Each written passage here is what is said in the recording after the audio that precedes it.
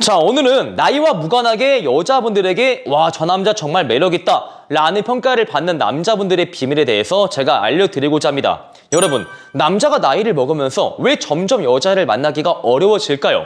특히 남자가 나이를 먹고 나서 왜 어린 여자를 만나는데 부담스러워하고 어려움을 겪는 것일까요? 남자가 나이를 먹으면은 그저 늙어 보인다, 꼰대가 된다, 틀딱이 되어버린다, 그리고 신체적인 기능이 떨어진다. 단순히 그런 이유에서 남자가 어린 여자를 만나기가 어려워지는 것일까요? 물론 이런 이유가 맞는 말이기도 합니다. 정말 늙기도 하고 액면가가 조금 들어 보이기도 하죠. 하지만 단순히 그러한 이유에서만 남자가 어린 여자를 만나는데 어려움을 겪는 것은 아니라고 제가 말씀드리고 싶어요. 여러분들도 이런 경험을 한 번쯤은 해봤을 겁니다. 우리가 외출을 하기 위해서 머리를 열심히 만졌어요. 머리를 열심히 만지고 나서 밖에 나가서 다시 한번 거울을 봅니다. 근데 머리가 제대로 고정되지 않았어요. 뭐지? 머리가 왜 고정되지 않았지? 하면서 신경이 엄청 많이 쓰입니다. 그러면서 조금 걷다가 다시 거울을 꺼내서 머리를 보고, 다시 조금 걷다가 거울을 꺼내서 또 머리를 보고, 머리가 굉장히 신경 쓰이죠? 사실 지나가는 사람들은 내 머리가 어떻든 저렇든 딱히 신경 쓰지 않지만 정작 우리만 겁나 신경을 씁니다.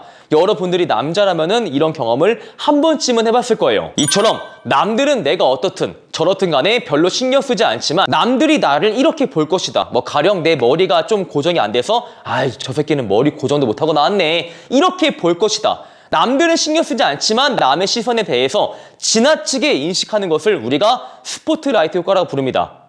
근데 이 스포트라이트 효과는 남자가 어려도 있는 거 아니냐고요? 남자가 몇 살을 먹든 간에 타인의 시선을 의식하는 것은 당연한 거 아니냐고요? 물론 맞습니다. 남자분이 나이가 어려도 이런 스포트라이트 효과를 피해갈 수는 없어요. 하지만 제가 굳이 나이를 언급을 한 것은 남자가 나이를 먹으면서 사회화가 진행되기 때문이죠. 남자들은 어렸을 때부터 단체 생활을 합니다. 학교에서 단체 생활을 하기도 하고 군대에서 단체 생활을 하기도 하고 자기가 좋아하는 운동을 하면서 단체 생활을 하기도 하죠. 그런데 여러분들이 학창시절이나 조금 어렸을 때로 거슬러 올라가 보세요. 내가 그 당시에 단체 생활을 하면서 내가 조금 그들에게 밉보인다고 해서 치명적인 타격이 오지 않습니다. 당장 내가 경제적인 이익을 창출하는 일자리를 잘린다거나 당장 내가 책상 정리를 해야 하는 위기에 처한다거나 그렇게 치명적인 타격이 나한테 돌아오지 않죠. 그들이 나를 조금 싫어한다고 해서 그냥 그들과 절교하고 안 보면 그만이지만 남자가 나이를 먹고 나서 사회생활을 하면서 과연 그런 것이 가능할까요? 남자가 사회생활을 하면서 경제적인 이익을 창출하고 있는데 거기서 내가 싫어하는 사람 무시하는 순간 정말 내가 자리를 빼야 할 수도 있고 정말 그 직장 내에서 해고를 당할 수도 있습니다. 즉 남자가 나이를 먹으면 자기가 속한 사회적인 집단 내에서 자신의 평판에 따른 사회적인 이익의 갭이 굉장히 커진다는 것을 의미하죠. 어떻게 보면은 굉장히 자연스러운 현상입니다. 남자가 나이를 먹으면서 사회적인 권위도 필요할 뿐더러 어느 정도 스펙도 쌓아야 되고 점점 책임을 질 게 많아지니까 당연 남자의 어깨가 조금씩 무거워지겠죠. 문제는 이런 남성들이 연애를 하면서 그게 그대로 투영이 돼버린다 라는 단점을 보인다는 거죠. 내가 여성과 애프터를 하면서 데이트를 하고 있는데 그 여자가 지금 나에 대해서 어떠한 생각을 가지고 있는지, 그리고 그 여자한테 지나치게 긍정적으로 보이고자 노력을 한다는 겁니다.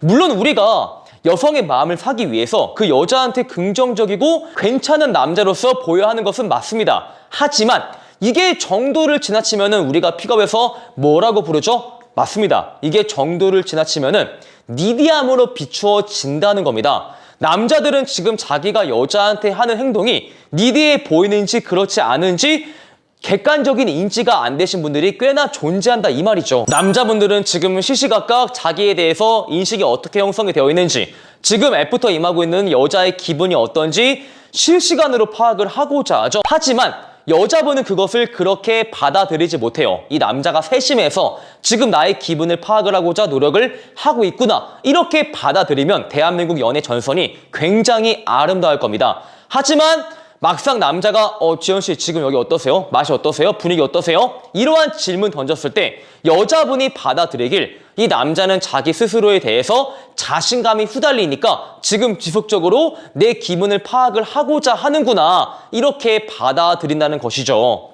남자분들은 시시각각 타인이 지금 나를 어떻게 바라보고 나에 대한 인식이 어떻게 형성이 되어 있는지 실시간으로 파악을 해야지만 사회생활을 하면서 자기가 살아남을 수 있지만, 문제는 연애에서는 이게 역효과를 가져온다 이 말이죠. 여러분들이 사회생활을 하고 직장생활을 하고 있는데 여러분의 윗사람과 업무적인 대화를 하거나 업무적인 브리핑을 하고 있는 중이에요. 근데 윗사람의 표정이 별로 좋지 않아. 기분 안 좋아 보여. 그럼 여기서 여러분들은 어떻게 행동을 하시죠? 그 사람이 어떤 표정을 짓던 간에 나는 내 할 거 한다 라고 대처하시나요? 아니요. 그 사람이 지금 뭔가 불편한지, 내가 뭘 잘못한 게 있는지, 내가 무엇을 고쳐야 할 게 있는지 바로 그 윗사람에게 물어보고 피드백을 요청을 하실 겁니다. 문제는 이게 연애를 하면서도 그대로 보여지니까 여자분이 여러분을 니디하게 본다는 것이겠죠. 자, 그런데 만약에 여러분 사회적인 집단 내에서 굉장히 높은 위치를 가진 사람이야. 내가 사장이거나 사장급의 임원인 거죠. 그래서 내가 이 아래 부하 직원하고 업무적인 대화를 하거나 브리핑을 하고 있는데 그 부하 직원의 표정이 별로 좋지가 않아. 여러분이라면 여기서 그 부하 직원의 눈치를 보실 건가요? 자네 왜 그런가?